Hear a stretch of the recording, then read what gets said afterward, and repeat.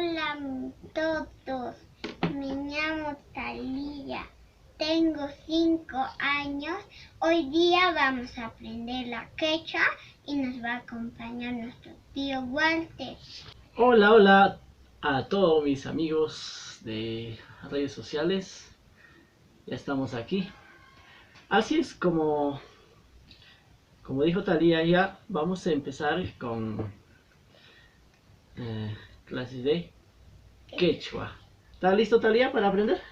Ahora vamos con los colores. Rojo. Rojo puca. Muy bien. Azul. Azul anja. Ahora repite. Azul. Azul anja. Muy bien. Amarillo. Chillo. Naranja. Naranja quimo. Rosado. Rosado Jamia puca. miapuca. Muy bien.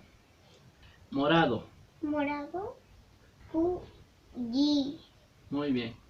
Marrón. Marrón aipa yimpi. Verde.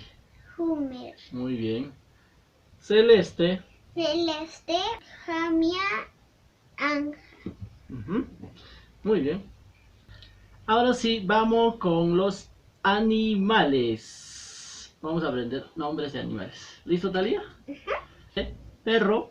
Ayu. Muy bien. Ratón. Ratón ucucha. Muy bien. Gato. Misi. Muy bien. Lagartija. Es jalauya. Jalaiwa. Bueno. Mosca. Es chiririnca. Muy bien. Grillo. Grillo chillico. Cucaracha. Cucaracha Payaus. payaso. Tábano. Tabano tancayo. Culebra. Machaju. Machajuay. Machajuy. Ajá. Cigarra. Rescuento. Jesgento. Tarántula. Es apasanca. Muy bien. Garrapata. Amacu. Muy bien. Piojo. Es usa. Muy bien. Pulga. Es piqui. Ya. Zorro. Atu. Pato. Bueno. Oveja. Uija. Bueno. Burro. Asno. Muy bien.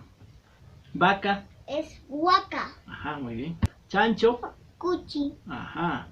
Sapo. Sapo. Pato. Zampato. Muy bien. Pez.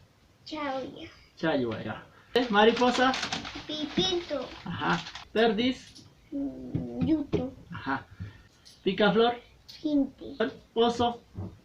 Ukumari. Ajá. Paloma. Urpi. Muy bien. Runa simita. Yachas. Cani.